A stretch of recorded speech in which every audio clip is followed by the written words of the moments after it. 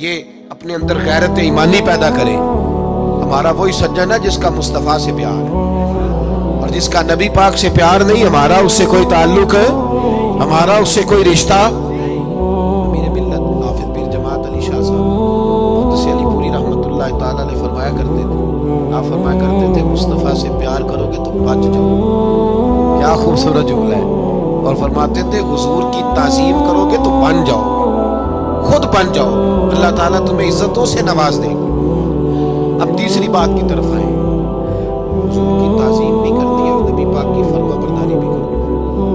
جو حضور کہے وہ کرنا ہے. تو جو ہے میری بات ادھر دیکھیں، جو حضور کہے کہ گنجائش لبنی جی.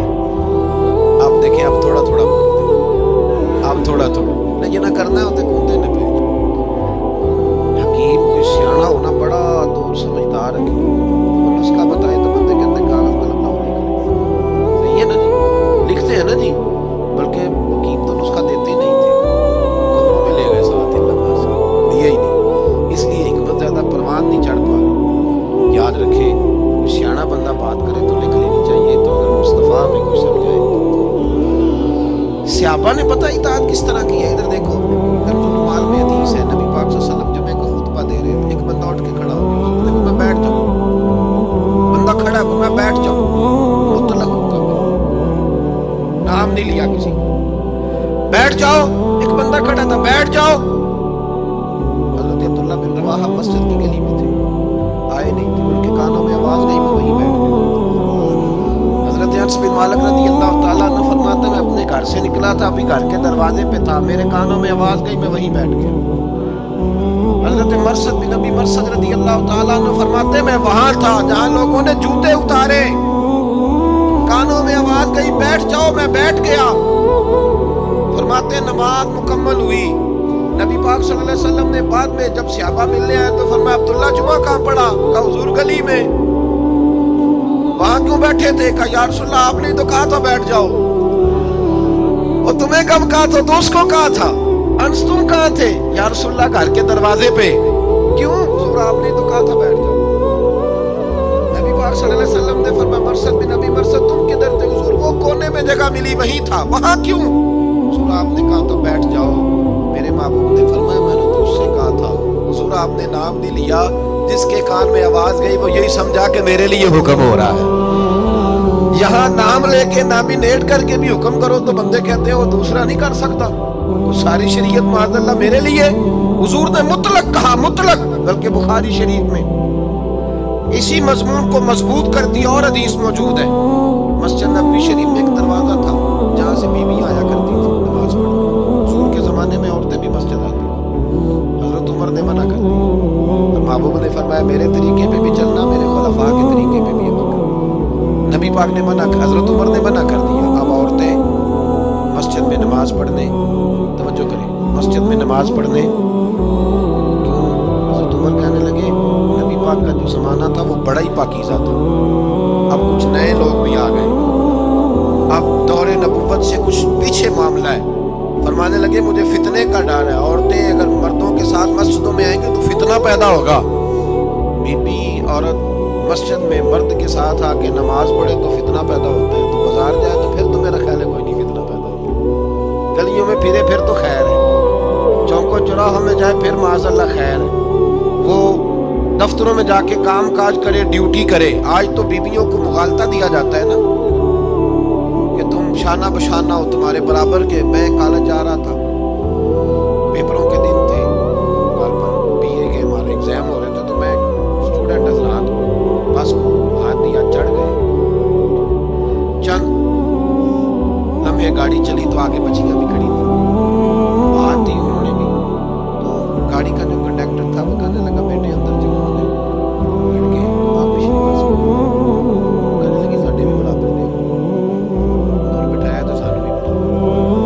اس نے بڑا سمجھایا کہ چلو لڑکے آپ مہربانی کریں گا. نہیں، ان کو بٹھایا تو برابر کے کو. بچیاں بولنے لگی جس طرح بیچاریوں کو ہماری بہنوں کو ہماری اپنی بیٹیاں نہیں، جس طرح انہیں ٹی وی پہ قائل کیا جاتا ہے ہو جاتی. اس نے بٹھا لیا. بس بھری ہوئی تھی، جب اندر آئیں تو پکڑ کے کھڑی ہو گئی سیٹوں کو. لڑکے بیٹھے تھے تو کہنے لگی اٹھو شرم نہیں آتی عورتوں کو جگہ دو. ایک لڑکا بولا کہنے لگا تم خود ہی تو کہہ رہی تھی برابر کے حقوق ہیں. ہم کھڑے ہو سکتے ہیں تو تم نہیں کھڑی ہو سکتی. برابر کے حقوق تو کھڑی ہو, ہم بھی تو کھڑے ہوئے ہوتے ہیں نا, کیوں پھر مانگتی ہو جگہ. تو ایک بزرگ پھر وہاں سے بولے مجھے آج تک بات یاد ہے. کہنے لگے بیٹے برابر کے حقوق نہ مانگو, عزت والے حقوق.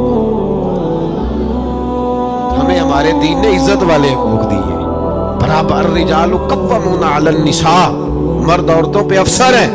اللہ تبارک و تعالیٰ نے عورت کی ڈیوٹی نہیں لگائی جا کے کما کے لائے باہر جائے. عورت کو عزت دی, تو وقار کے ساتھ گھر میں بیٹھ اور بچوں کی پرورش کر. ملے گا کیا؟ میرے محبوب نے فرمایا جنت ہی تیرے قدموں کے نیچے رکھ دی ہے. خامن کی ذمہ داری ہے وہ جائے, لیکن بچیوں کو مغالطہ دیا جاتا ہے. گڑبڑ ہو رہے معاملات. عام دام برسرے مطلب حضرت عمر نے منع کر دیا اس دروازے سے عورتیں آتی ہیں, مرد نہیں آئیں. علت ہے نبی پاک صلی اللہ علیہ وسلم کے زمانے میں بیویاں آتی تھیں تو مرد اس دروازے سے نہیں گزرتے تھے. نبی پاک نے منع کیا بھی یہاں سے نہ گزرنا, یہاں سے عورتیں آتی ہیں. توجہ ہے نا میری بات پر. حضرت عبداللہ ابن عمر رضی اللہ تعالیٰ عنہ اس دروازے سے گزرتے نہیں تھے, حالانکہ آپ کے گھر کے قریب مسجد کا وہی دروازہ تھا. آپ اوپر سے ہو کے آتے دوسرے دروازے سے, تو صحابہ کہنے لگے عبداللہ یہاں سے گزرا کرو, یہ قریب ہے تمہارے.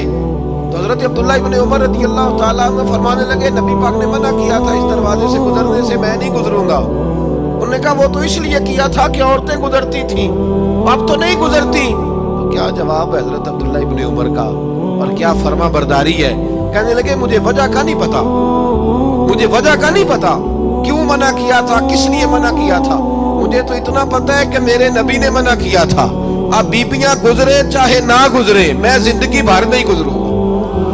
کیونکہ حضور نے, ہم نے نہ کبھی قطرے پہ غور کیا اور نہ دریا دیکھا, بس جہاں تیری جھلک دیکھی وہیں ڈوب گئے. ہمیں اس بات سے غرض نہیں. حضور نے کہہ دیا نہیں گزرنا تو لہذا نہیں گزرنا, بات ختم ہو گئی. بھائی یاد رکھیں اطاعت فرما برداری, اور صحابہ تو ان چیزوں میں بھی فرما برداری کرتے تھے جن میں لوگ دیوانہ سمجھتے تھے, کہتے مجنون ہو گئے. حضرت عثمان غنی رضی اللہ تعالیٰ عنہ ایک جگہ سے گزرے, گھوڑے پہ بیٹھے, ایک درخت آیا تو گردن چکا دی. سمجھدار آدمی تھے, تاجر تھے, مالدار تھے, زیرک تھے, سپہ سالار تھے, اور پھر امیر المومنین بنے. لاکھوں مربع میل پہ حکومت ہے, گھوڑے پہ گزرے تو گردن چکا. توجہ ہے میرے بھائیوں کی, یہ حسن ہے دین, حسن ہے. ہم تو سوال جواب میں زندگی گزار دیتے, حکمتیں سمجھنے میں ساری عمر لگا دیتے. گردن جھکا کے گزرے تو صحابہ نے کہا عثمان غنی کیا ہوا, گردن کی جھکائی. فرمانے لگے ایک دفعہ میں نبی پاک کے ساتھ گزرا تھا تو یہاں درخت تھا, اس کی ٹہنیاں جھکی ہوئی تھی, تو حضور ذرا گردن جھکا کے گزرے تھے.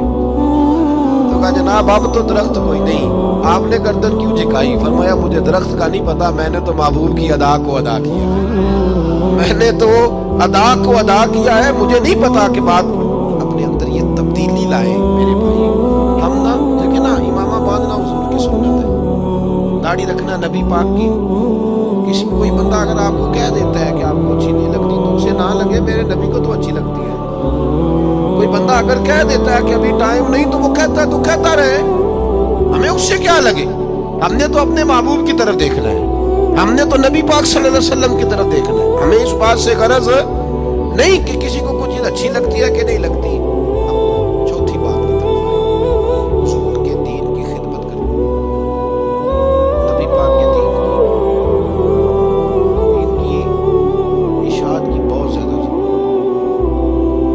آپ کی ضرورت سے بڑھ کر کمزوری ہے مسلمان. ہم تو اتنے مجبور لوگ ہیں کہ ابھی تک مسلمانوں سے نماز روزے کا وعدہ لے رہے ہیں, حالانکہ 4.5 ارب کافر کو کلمہ پڑھانا ہے, حالانکہ پوری دنیا پہ دین کا جھنڈا بلند کرنا, اور اب ابھی تک اڑے ہوئے ہیں. ہماری مجبوری دیکھو کہ ہم مسلمان سے کہہ رہے ہیں نماز پڑھ. تو جو ہے میری بات کس کو کہہ رہے ہیں؟ اللہ مسلمان.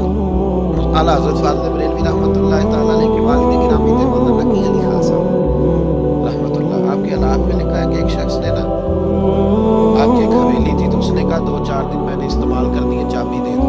آپ نے اس کو چابی دے دی, وہ استعمال کرتا رہا.